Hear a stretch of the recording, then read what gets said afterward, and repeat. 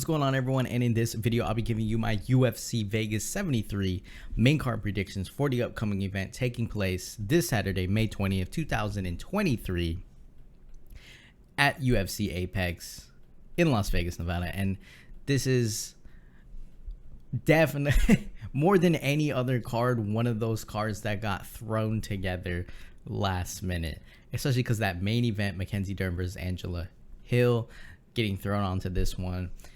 Yeah, I mean, a lot of stuff just falls out. And I think there's a debate, a strong debate and a strong argument for why UFC doesn't need to be putting on events every weekend, and just hold off a little bit to make a lot of the fights better. I mean, I guess they have talent. I guess they're just trying to get people fights, whatever, like more fights, more money technically or whatever. But regardless, I think right now more than ever, they need to slow it down a little bit because shit is just not exciting. You know, you take a card that was like the second fight on the main card or something like that, throw it as the main event. It starts to get a little bit stale, in my opinion. Even if these fights are good, not every single event's going to be good. But either way, done with that. Let's go ahead, jump right into it. In the first fight on the main card, we have Diego Ferreira, 17-5, taking on Michael Johnson, 22-18, in a lightweight bout. Now, for Ferreira, coming off of 3 losses, so unfortunate for him, especially because the last 2 losses were KOs, and then the one before that was a split decision.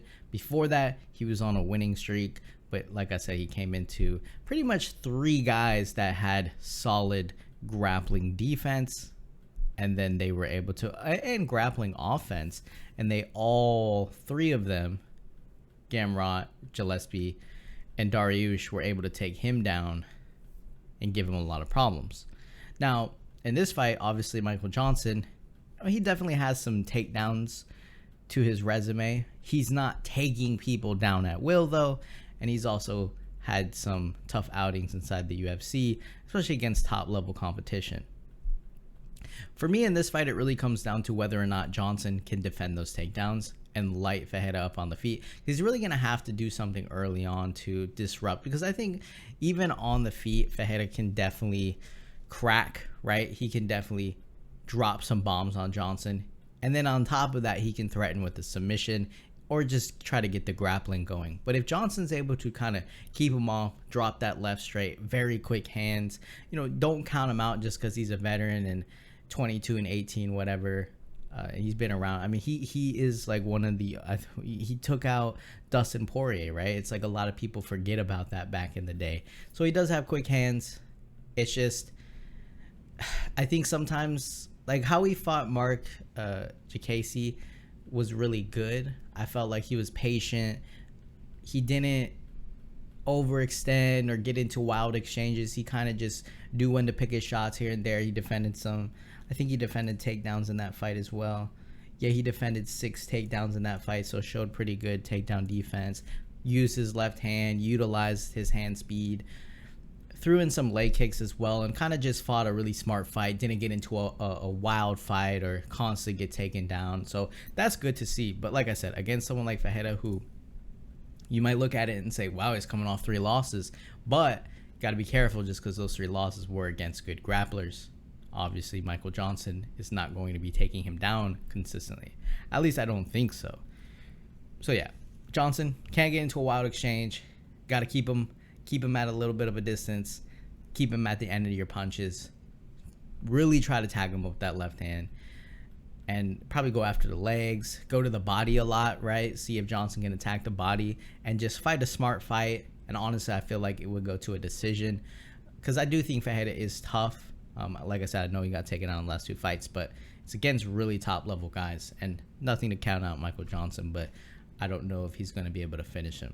So for me on this one, got to go with, you know, I think both guys are obviously veterans, but I got to go with the true veteran in the UFC at least, and I got to go with Michael Johnson on this one. So my pick for this fight is going to be Michael Johnson to defeat Diego Ferreira.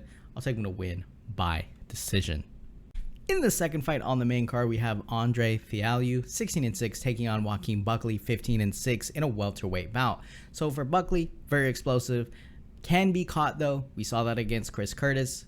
Just put himself in a little bit of a bad situation. Wasn't able to do any of his own attack too much in that fight. Curtis held his ground.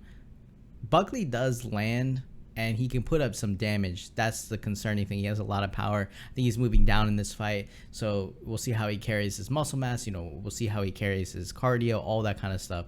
But against someone like Fialho, who I feel like needs to be in that boxing range, needs to whip to the body, he has to put his combinations together. He's not really lighting people up from a distance. He's got to be right in front of you. That's when he does his best work. But then at the same time, like, if he's right in front of Buckley and Buckley lands some of these nasty shots, how's Fialho gonna handle those situations? So that'll be a little bit interesting. And then on top of that too, Buckley, if he decides to get some grappling going, maybe he gets the wrestling going, he's able to get those takedowns and he's able to beat up Fialho. That's concerning. So I think Buckley overall has more ways to win besides just landing a big shot. I do think both of these guys can be caught. Fialho is one tough bastard, though. I mean, we saw that in his last fight, in his last two fights, really, against Silikov and Matthews. Just eating shots, man. Like, eating the nasty big shots, not going down to where the ref has to step in, right? So this guy's not getting one-shot KO'd. Like, you really have to kill him. You really have to beat him up because he's just not going to give up.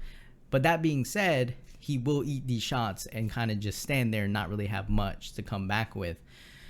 And that'll be concerning against someone like Buckley, who, let's say he takes him down and then starts dropping bombs on his head. Is he going to be able to get back up? And then even on the feet, Buckley being very explosive. Like, Buckley's really only probably going to have to land a couple shots. I think his shots are a little bit more damaging. But if Fialho is able to survive a lot of that, take this into the third round, maybe he's fighting a little bit safer and a little bit smarter, then he's going to be able to start picking apart Buckley, attacking the body. But again, it's going to require Fialho to stand right in front of him and trade with him. And that is just really concerning to me, especially from what we've seen with Fialho, because I feel like he's not really growing outside of that striking in close, right? He's kind of just looking to land a really good combination, and then hopefully you get hurt, and then he's going to start to land more. But when these guys are fighting a little bit distance, maybe they're mixing in a takedown, maybe they're throwing a lot of kicks, he kind of just gets stuck in that boxing range and is not able to do anything. So for me, that's a little bit sketchy. He's fighting a guy who has even more KO power, in my opinion, than the previous two guys that he fought. And on top of that, Buckley's going to be significantly more explosive. And with that, I can see Fialho being patient, taking the fight deep, slowing the fight down, ripping to the body, maybe even taking advantage of moments where Buckley's too aggressive and then he can counter him. But I think a lot has to go right for Fialho, whereas Buckley can maybe mix in a little bit more. It'll be interesting to see him at 170. So there's a lot of, I think there's more ways for Buckley to win, getting that grappling, wrestling going, and landing some significantly harder shots, and then seeing what he can do. So for me, I think one of these guys is going to go down. We'll have to see who it is. But I'm going to go Joaquin Buckley to defeat Andre Fialho. I'll take him to win by round 2, KO TKO. In the third fight on the main card, we have Emily Ducote, 12-7, taking on Lupita Godinez, 9-3, in a catchweight bout in a short notice fight. So yeah, I think this is a short notice fight for both, but I think Godinez is the one stepping in. I forget who Ducote was supposed to be fighting, but regardless, this fight to me is probably one of the more straightforward fights on the card, just because, well, I guess maybe it's not, because it's a short notice, late notice, whatever you want to call it, and so both fighters really weren't preparing for each other, so it could be a switch up, and who knows what's going to happen. But for me, Emily Ducote, she's coming off of a loss in a fight where she pretty much just got outclassed, just got beat up by Angela Hill. Angela Hill landed 182 significant strikes to Ducote's 71 significant strikes. She lost that fight via unanimous decision. Obviously, Angela Hill's fighting in the main event.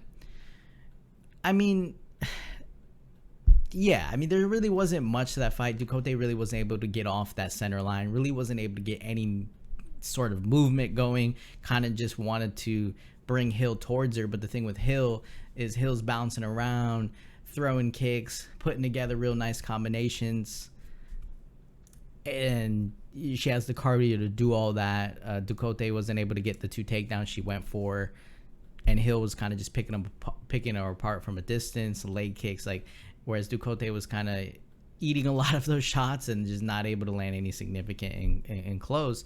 I think Angela Hill was just the faster fighter in that fight. So when you look at someone like her opponent in Godinez, she's coming in this fight with a win over Cynthia Calvillo. Obviously, Calvillo used to be top contender. Now I think she just got taken out of the UFC. She won that fight via split decision, but I think she landed the more significant strikes throughout that fight against Calvillo. I think it was a close fight, but Godinez was probably landing like harder shots, basically putting together more combinations. And then so Godinez went for 2 takedowns in that fight, but wasn't able to get anything. And then Calvillo she landed 1 out of 2 takedowns that she went for. My thing in this fight is if Godinez can, because I think she's going to be faster than Ducote. I think in close she's going to land harder shots. I think Ducote probably like that because she won't have to deal with opponent at range. But at the same time, if Godinez is faster, landing the harder shots, and then possibly even mixing in takedowns into this fight, again, I think she's going to be the overall better fighter. Now, who knows what happens on a short notice catchweight fight? Like, at this point, anything could happen, right? Like, who knows? But for me, I mean, beating Jessica Penne doesn't really mean much to me. I guess it could, just because Penne beat up Godinez, right? But I don't know. I just... If Godinez fights how she fought in her last fight, and then Ducote kind of fights how she fought against Angela Hill, different opponent, obviously. I just think Godinez is going to be faster to the punch, the harder hitter, and then be able to mix in the takedowns. And I don't think anyone's going to get finished. I think both fighters are pretty tough, but I'm going to have to go with Godinez. So for this one, pretty straightforward for me. I'm going to go Lupi, Godinez to defeat Emily Ducote. I'll take her to win by decision. In the co-main event in the evening, we have Edmen Shahbazyan 12-3 taking on Anthony Hernandez 10-2 in a middleweight bout. For this one, Edmen Shahbazyan is coming off of a win over Lungi Mbula in his last fight, KO. That dude was absolutely jacked out of his mind, very explosive. And I think it was a pretty good win for Edmen Shahbazyan because he was able to go through a little bit of adversity, ace some nasty body kicks in that fight, but he was able to come back. Well, not come back, but just continue on and then get that KO in round number 2. Because when you look at it, the previous fights, 3 fights, just didn't have answers for all 3 of those fights. The first 2 against Derek Brunson and Hermanson, you could argue that it was the grappling. And then against Imanov, I mean, yeah, you might even argue that it was a little bit of grappling, but he also got KO'd in that fight. And so the thing for me is, I think he fought in his last fight, Shahbazyan, I think he fought very reserved, very, very calm, very patient. He was able to eat some of those hard shots to the body. I think he even took a big shot on the feet, but he was able to kind of just, he didn't lose composure. He didn't outgas himself. He defended a takedown in that fight, if not more than just, he defended 4 takedowns in that fight. So that's always good to see, especially for someone like him. But again, Lungi Mbula is not, in my opinion, a Jack Hermanson. He's not obviously on Derek Brunson's grappling level. So although he did defend those takedowns, which is great to see, how is he going to be when he fights maybe someone like Anthony Hernandez, who is going to have a little bit better grappling? Maybe not as good as Derek Brunson, but I think it's still going to be there. And then the other thing that comes into this fight too is whether Hernandez is able to kind of keep Shahbazyan on the floor, break him down, possibly go for submission, land hard shots, and then even on the feet, right? Is when he's on the feet, hurting Shahbazyan somehow. But I think more so for me, Anthony Hernandez has to take this fight deep, right? I do think Shahbazyan might be landing the better combinations early on, but if Hernandez can stay in his face, keep that pace going, even if he's eating some shots, close off that distance, land some nasty elbows, get the fight into that range where he can kind of start dragging on him, weighing him down a little bit, making him grapple, Shahbazyan might start to fade a little bit, and then that's really where we get to see, maybe even in the second round or the third round, is like, okay, what Shahbazyan, has he made those improvements? Has he gotten a lot better, or is he gonna get taken down and just not get up, right? Because I think Hernandez could also have problems holding people down, right? He can get the takedowns, but then again, maybe Shahbazyan doesn't have that kind of get up skill. So if Hernandez takes him down, he might stay down. We just have to see who's made the better improvements. But I think if you're going with someone like Shahbazyan in this one, you're going for him to like light up Anthony Hernandez, take him out, put together some nasty combinations and just leave him on the floor, kind of in a way like Kevin Holland was able to do very quickly, right? I think that's kind of what you're looking at, because I just don't see, unless again he's made those improvements and Hernandez isn't able to make this a dogfight and Shahbazyan just is able to outclass him. I think we might see Hernandez start to pull away in this fight, and when it starts to get a little bit rough, that's when we're really gonna see if Shahbazyan can hang, or is he going to get taken down and just beat up, choked out, whatever it may be. And that would be something that I think happens in the third round. Because I do think, like I said, I think Shahbazyan can eat some shots. But I think Hernandez, I would trust him more in like the third round. The more the fight goes on, the more you got to lean with Anthony Hernandez. So it'll be interesting to see. And I think Hernandez, he's made improvements since he's fought Kevin Holland, for example. And it'll be interesting to see if he makes any more improvements, because I think this is a bigger fight for Hernandez. If Shahbazyan gets past him, it's like, oh, okay, like he's not on his way out, right? Maybe he can still fight these top level guys. But if Hernandez beats Shahbazyan, it's gonna be like, oh, maybe Hernandez is ready for like that next tier, right? So it's more of a fight for me for Anthony Hernandez. Is like a win-win, right? Maybe he gets to test himself against a top level guy, and then he also gets to beat a top level guy if he beats Shahbazyan. So yeah, tough one to call, just because again, yes, Shahbazyan won his last fight, but it wasn't against that top level competition that he was kind of just fighting before that. So we'll have to see how this one plays out, but it just sketches me out, because I hate when I pick someone and then they're getting taken down 9 times and they don't do anything to get up. It's just so annoying. It's like, damn, man, like it's the worst way to pick a fight, and then just to watch that happen, it's like, why did you go with that person? And so I can't have that happen here. I'd rather Hernandez die, go out on his shield, getting absolutely destroyed, but still putting up a good fight, than to watch Edmen Shahbazyan be taken down and not get up and get submitted or something. So for me, I'm going to go Anthony Hernandez to defeat Edmen Shahbazyan. I'll take him to win by round 3 KO TKO.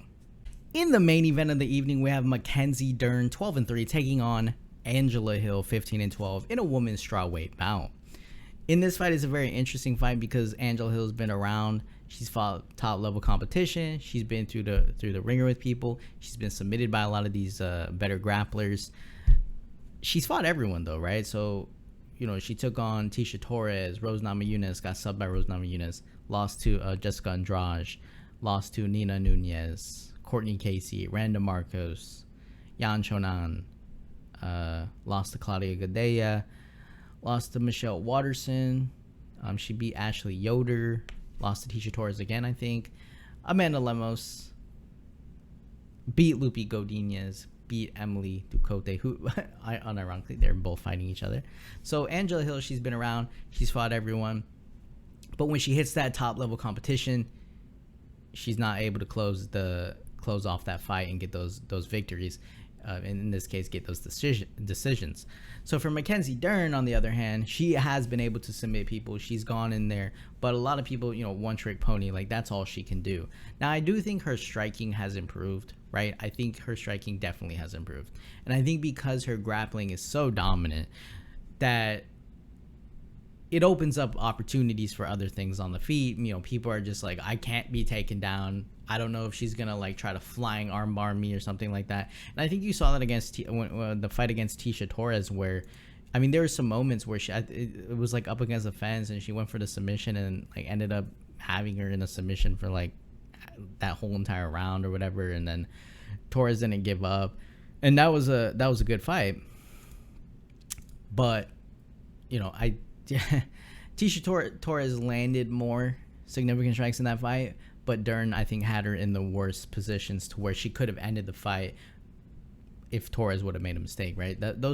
Having that submissions, I mean, even against Yan Shonan, she was able to put her in some spots to where, the round just was over. And who knows, right, if she was able to get a submission.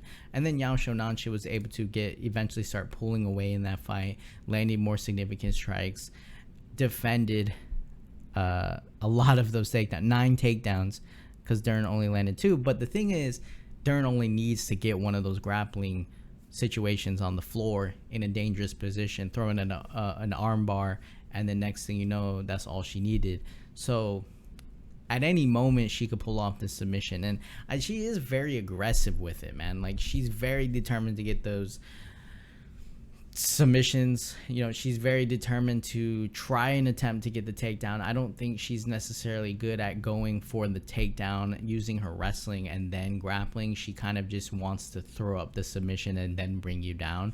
I think her actual wrestling skills aren't the best. So in order for her to get the fight on the ground, it's not going to look clean and she might not even get it, but she has ways to trip you up or whatever and then put you in an awkward position. I mean, she'll throw it up against the fence or like whatever it may be.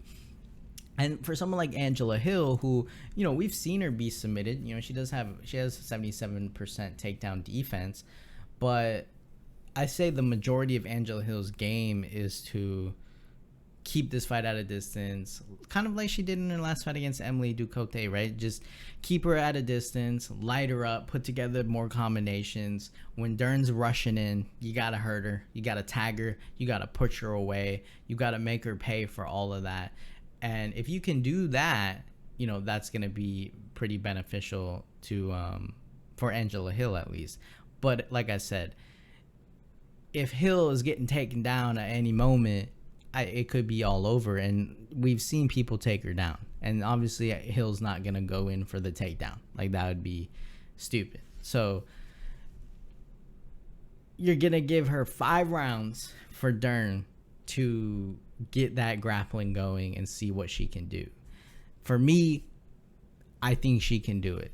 I don't think Hill's going to, like, push her off and be like, oh, I'm getting out of it. I don't think she has that kind of grappling. So Hill's going to have to hurt her on the feet. She's really going to have to hurt her. And even in that moment, if Dern dives in for something, a leg or whatever, Hill's going to have to push her off. So it's just, it could be one of these fights, honestly, where Angela Hill initially is landing good shots. She's doing her thing. She's doing everything she needs to do. And then just out of nowhere makes one little mistake. Dern's just a super aggressive interface, grabs her, puts her down, and then next she's submitting her early on. And like I said, the earlier the fight is, I feel like the better she has a chance to do it. Now, honestly, Dern could submit her in the 4th round or whatever, but she could start to tire out a little bit, especially if Hill's putting it on her, mixing up the combinations, and then Dern is tiring out a little bit. It's going to be harder for her to do that. But she could still do it. She could still pull off that one submission. So, again, this is another one of those fights where you go, you know what? Angela Hill, defend the takedowns, light her up on the feet, put together the harder shots, put together the more combinations, put up the volume, tire her out, either win by decision or go for the finish. And then next thing you know, she's doing all of that and she just gets submitted. So, and we also don't know what, like, assuming that fighters get better in between camps, right, in between fights, Dern's probably also gotten better too. So you can't just rule her out and be like, oh, she's trash or whatever. Maybe she makes some improvements. Maybe her takedowns are getting better. Who knows, right? Her striking, maybe she catches Angela Hill and then able to go in for the submission. So initially I felt like I was going to go Angela Hill, but then it comes down to, is she not going to be able to make any mistakes when it comes to grappling to where she's not getting submitted? So it just sketches me out. So for me on this one, I'm going to have to go Mackenzie Dern. I just think she's going to be able to implement that grappling early on, be super aggressive, try to get back on that win, in that win column, and then move up the ladder that way. So for me, I'm going to go Mackenzie Dern to defeat Angela Hill. I'll take her to win by round 1 submission. And so that'll do it, guys, for my UFC Vegas 73 main card predictions for the upcoming event taking place this Saturday, May 20, 2023. They threw it together. They did what they had to. Not the greatest card, but hopefully there's some fights on there that you guys can enjoy. Leave your comments down below. Tell me who you're picking in the main event. Do you guys think that there's too many UFC events? Do you enjoy it? Do you like it? Whatever. Hit the like button, hit the subscribe button. I'll see you guys in the next video.